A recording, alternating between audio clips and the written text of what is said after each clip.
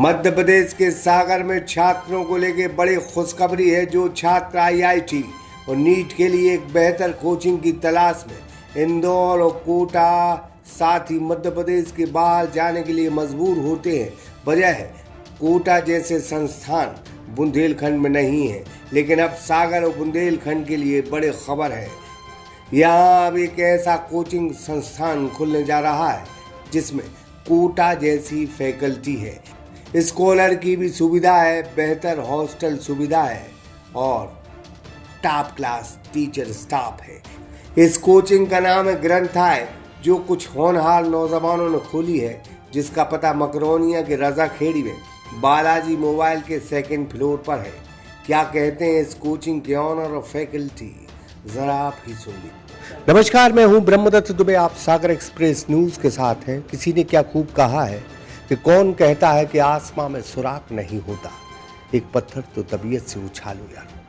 ये उन मेहनत कश लोगों के लिए शेर है जो अपनी मेहनत की दम पर मुकाम हासिल करते हैं। लेकिन इन तमाम चीज़ों के बीच में एक बहुत बड़ी बात उन बच्चों के लिए, उन छात्रों के लिए कि वो अच्छे संस्थान से महरूम रहते हैं, अच्छे शिक्षक, अच्छे टीचर नहीं मिल पाते और वो यहाँ वहाँ भटकते हैं और अपनी जो उनकी अंदर की प्रतिभा है वो निखर के सामने नहीं आती। हम आज बुंदेलखंड के सेंटर पॉइंट में, बुंदेलखंड बहुत पिछड़ा हुआ क्षेत्र है। हालांकि सर डॉक्टर हरि सिंह गौर जो अदनी से मोहल्ले में जन्मे थे और उनने अपने पुरुषार्थ से पूरी ज़मीन और जायदाद एक विश्वविद्यालय में दान की। ये शिक्षा का केंद्र है, तो सागर शिक्षा के मामले में बहुत अग्रणी है, लेकिन अच्छे संस्थान नहीं है। अब जो मेहनतकश बच्चे हैं, छात्र हैं, जो 10th या 12th कर चुके हैं, उनके सामने भविष्य में क्या करें बड़ी चिंता है। कुछ इंदौर जाते हैं, कुछ कोटा जाते हैं, लेकिन सागर में बहुत बेहतरीन फैकल्टी के साथ एक संस्थान खुलने जा रहा है ग्रंथालय, और बहुत होनहार जो है शिक्षक, अच्छी फैकल्टी के, जो कोटा में फैकल्टी है वो ही फैकल्टी यहाँ रेगुलर पढ़ाएगी। तो सबसे पहले हम मुखातिब होंगे केमिस्ट्री के फैकल्टी। क्या नाम लिखते हैं आप? मैं केमिस्ट्री के साथ डील करूंगा। मैं सागर को नमस्कार करता हूं, सागर की भूमि को, पूरे बुंदेलखंड को नमस्कार करता हूं। पहले अपना पूरा परिचय दे दें आप। मैं नीतीश शर्मा, मैं ग्रंथालय एजुकेशन में केमिस्ट्री डील करूंगा। मैं लगभग 10 साल से इंजीनियरिंग के क्षेत्र में, गेट ईएसी के क्षेत्र में और केमिस्ट्री के क्षेत्र में लगभग 10 साल से पढ़ा रहा हूँ। क्या इस ग्रंथालय में कुछ नया देने वाले हैं आप? सर, ग्रंथालय में हमने ये कोशिश की है कि जैसे खास करके जो सागर की हम बात करें तो कई सारे पेरेंट्स से मिलना होता है, सागर के में भी मिलना होता है, भोपाल में हम पढ़ाया करते थे, भोपाल में मिलना होता है, या और भी आसपास के क्षेत्र में मिलना होता है। एक बहुत बेसिक सी समस्या क्या है, विजिटिंग फैकल्टी की जो प्रॉब्लम है, उस विजिटिंग फैकल्टी की प्रॉब्लम को हमने सॉल्व करने की कोशिश की है। कई सारे इंस्टीट्यूट, जैसे एक सब्जेक्ट है, एक सब्जेक्ट को 6 लोग डील करते हैं, तो एक समय पे एक ही फैकल्टी उपलब्ध हो पाता है। उन फैकल्टी के जाने के बाद उनसे रिलेटेड जो डाउट हैं उनसे पूछने के लिए बच्चे के पास कोई ऑप्शन नहीं रह जाता। हमने इसके लिए परमानेंट फैकल्टीज़ को यहाँ पे रखने का जो स्कीम है उस पर काम किया है कि हमारे जितने भी फैकल्टीज़ रहेंगे, मैं खुद रहूँगा, बाकी और भी लोग जो और सब्जेक्ट पढ़ाएंगे, वो आपको 12 महीने यहीं मिलेंगे। आप उनसे कभी भी पढ़िए, कभी भी डाउट सॉल्व करिए। और इसके अलावा जो बच्चे की और भी कई सारे तरीके की समस्याएं हैं, उसके लिए 24/7 का जो एक्सेस है फैकल्टी का, वो आपको यहीं मिलेगा, सागर में ही मिलेगा। सर, एक बहुत बड़ी चुनौती ये रहती है बच्चों के सामने, उनके परिजनों के सामने, कि साहब किस संस्थान में, किस इंस्टीट्यूट में हम बच्चे को डालें, क्योंकि फैकल्टी पे बहुत भरोसा रहता है उनको। आईआईटी हो या फिर नीट हो, उनका साल बर्बाद ना हो, इसकी क्या सिक्योरिटी है? देखिए, मैं ये बात बहुत विश्वास के साथ कह सकता हूँ कि आप सागर को देख लीजिए, सागर के आसपास के क्षेत्र में देख लीजिए कि हमारे जो पढ़ाए हुए बच्चे हैं अभी तक हैं, जो आप सामने देख भी सकते हैं, उसमें से बहुत बड़ी संख्या इस तरीके के स्टूडेंट्स की हैं जो अभी साइंटिस्ट हैं। एक आईआईटी में सेलेक्ट होना, एक नीट में सेलेक्ट होना, ये तो एक महत्वपूर्ण बात है ही। इसके अलावा बहुत सारे जो एल्यूमनाइज हैं, जो हमने पढ़ाए हुए बच्चे हैं, वो साइंटिस्ट के पद पे काम कर रहे हैं, और बाकी जो लोग आईआईटीज़ में हैं, नीट में हैं, उनके थ्रू एमएनसीज़ में बहुत अच्छे पद पे हैं, या भारत सरकार के बहुत अच्छे पद पे हैं, बहुत अच्छे डॉक्टर्स जो अपना काम कर रहे हैं। देखिए, मैं एक छोटे से एग्जाम्पल से ये बात समझाना चाहूँगा आपको कि किसी माँ बाप को अपनी बेटी की शादी करनी है उस बेटी की शादी करने का आधा काम तब हो जाता है जब एक अच्छा घर परिवार मिल जाता है। इसी तरह से जब बच्चे के पढ़ाई की बात होती है तो बच्चे का जैसे मान लो 11th क्लास में कोई बच्चा है, उसको 2 साल मिलते हैं पढ़ने के लिए, तो वो बात सिर्फ उसके 2 साल की नहीं रह जाती है, वो बात पैसों की तो है ही नहीं। वो जो 2 साल हैं वो सिर्फ 2 साल नहीं होते, वो उसकी ज़िंदगी के आगे के 60 साल तय करने वाले 2 साल होते हैं। इसलिए ये तय कर लिया जाए कि आप जहाँ अपने बच्चे के एडमिशन दिलवाने वाले हैं वहाँ के फैकल्टी मेंबर्स किस तरीके के हैं, उन फैकल्टीज़ के जो प्रीवियस रिजल्ट्स हैं वो किस तरीके के हैं। इसके अलावा वो जो प्रीवियस रिजल्ट्स हैं क्या वो ऑथेंटिक हैं, क्या वो ऑथेंटिक नहीं हैं। हम इस बात की पूरी श्योरिटी के साथ विश्वास दिलाना चाहते हैं आपको, और मैं गर्व से कहना चाहता हूँ ये बात कि हमारे बहुत सारे पढ़ाए हुए बच्चे साइंटिस्ट हैं, और उसमें से कुछ बच्चे तो आपके सागर के भी, जो आप उनसे जैसे जैसे समय आगे बढ़ेगा और हम हमारे संस्थान में उनको आमंत्रित भी करेंगे तो वो यहाँ के बच्चों को आगे मोटिवेट भी करेंगे। बुंदेलखंड बहुत पिछड़ा हुआ क्षेत्र है, कैसे ये विचार आया कि इस क्षेत्र में जो है इस तरह का संस्थान डाला जाए? सर, टायर 1 और टायर 2 सिटीज़ में जो बहुत बड़े बड़े ब्रांड जो आप नाम सुनते हैं वो सब इस्टेब्लिश हैं। टायर 3 जो शहर है, टायर 3 शहर की तरफ किसी का ध्यान नहीं गया। और दूसरी मैं स्पेसिफिक नाम लेके ये बात बोल सकता हूँ कि जैसे कोटा का नाम बहुत अग्रणी है IIT और नीट में, लेकिन जहाँ अब बुंदेलखंड का कोई माँ बाप, कोई पेरेंट जब बच्चे को कोटा भेजना चाहते हैं, बहुत बड़ी प्रॉब्लम आजकल जैसे हम सभी सुनते हैं कि बच्चे ने सुसाइड कर लिया है, उसके पीछे बहुत सारे कारण रहते हैं। बच्चे के प्रेशर भी रहता है, पढ़ाई का भी प्रेशर रहता है, माँ बाप का जो प्रेशर है, माँ बाप का जो प्रेशर है बच्चे के ऊपर वो भी रहता है। तो हम इन चीज़ के साथ डील करने के लिए जो हमारा व्यक्तिगत अनुभव रहा है पिछले 10-12 साल का, कि बच्चे को पढ़ाई करने के लिए सिर्फ किताबें पढ़ाने के अलावा और भी बहुत सारी चीज़ें जिनके साथ वो डील करेगा आगे कॉलेज में, आगे उसके साथ लाइफ में क्या चेंजेस आने वाले हैं, उन चीज़ों की भी रेगुलर मॉनिटरिंग करने की कोशिश की जाएगी ग्रंथा एजुकेशन में। इस चीज़ का हमने विशेष रूप से ध्यान रखा है। ग्रंथा एजुकेशन कोई फ्रेंचाइजी नहीं है, खुद आप ओनर हैं? जी, ये कोई फ्रेंचाइज नहीं है, ये ओन सेंटर है हमारा। और यहाँ पे आपको फैकल्टीज भी वैसी नहीं मिलेगी कि कोई फैकल्टी आया, पढ़ा के उसके हिस्से का फिर वापस चला गया, ऐसी कोई व्यवस्था हम यहाँ पे नहीं रखने जा रहे हैं। यहाँ आपको परमानेंट फैकल्टीज मिलेंगी और ये ओन सेंटर है।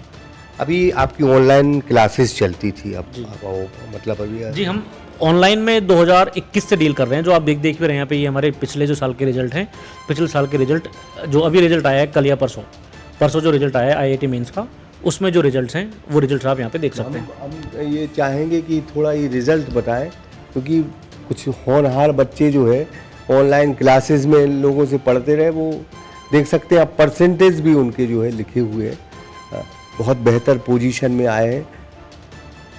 तो कुल लिहाज से अगर ये देखा जाए कि बुंदेलखंड में बहुत बड़ी अपॉर्चुनिटी, बहुत अच्छा अवसर उन छात्रों के लिए आया है जो मेहनतकश हैं, जिनमें जज्बा है, जुनून है और पढ़ना चाहते। पेरेंट्सों के लिए बहुत अच्छी सुविधा है कि कम पैसे में, बेहतर पैसे में और एक अच्छी बेहतर एजुकेशन मिले।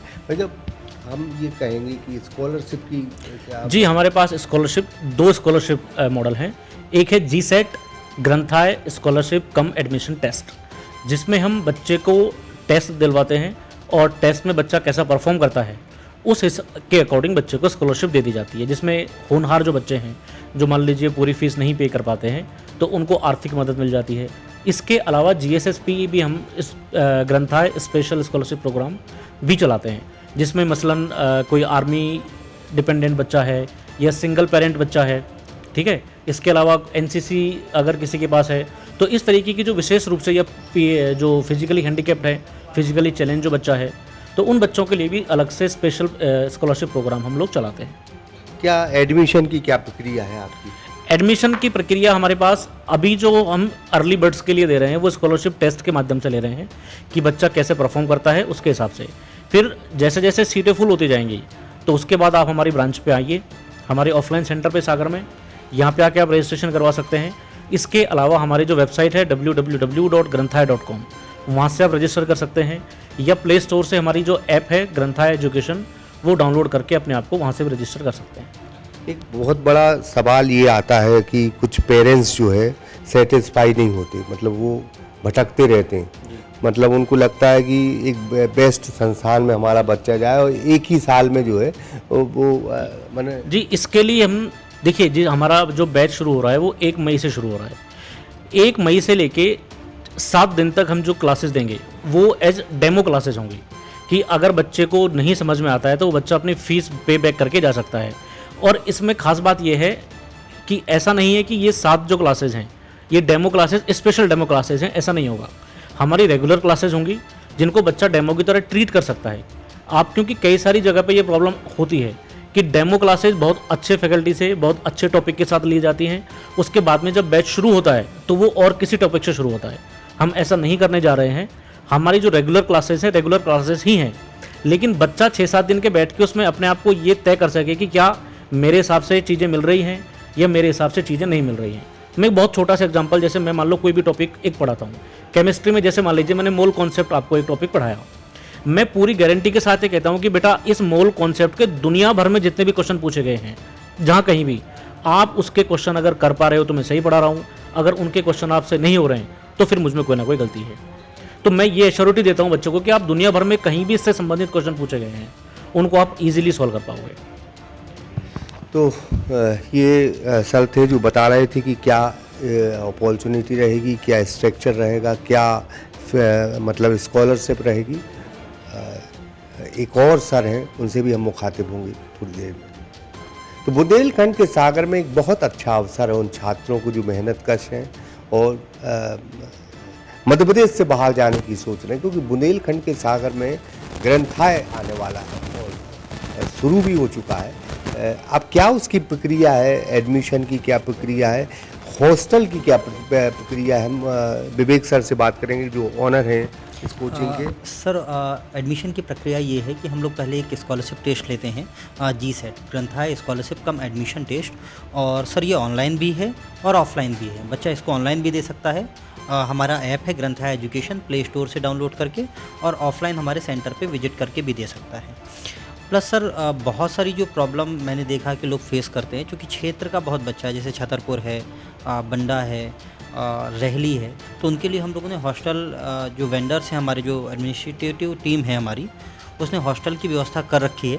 और दोनों तरह के हॉस्टल हैं। अगर बच्चा चाहता है कि उसमें भोजन प्लस रूम दोनों मिल जाए, वो अलग सुविधा है, और अगर वो अकेले रूम चाहिए वो अलग सुविधा है।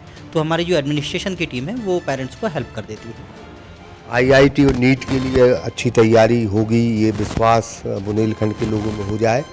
क्या क्या फैकल्टी हैं आपके पास? सर फैकल्टीज़ में एक तो केमिस्ट्री की फैकल्टी हैं नीतीश शर्मा सर, जो कि सेंट्रल गवर्नमेंट में जूनियर कमीशन्ड ऑफिसर रहे हैं, UPSC का मेंस निकाला है उन्होंने, और करीब 10 वर्षों से पढ़ा रहे हैं केमिस्ट्री पूरे भारत के छात्रों को, उनसे आप मिल चुके हैं।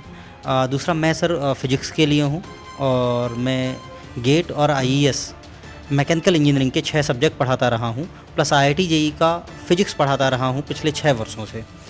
प्लस सर फिजिक्स के लिए एक सर और हैं, इमरान खान सर, वो करीब 12 वर्षों से पढ़ा रहे हैं, और दिल्ली टेक्निकल यूनिवर्सिटी से PhD हैं सर, वो फिजिक्स में डील करेंगे।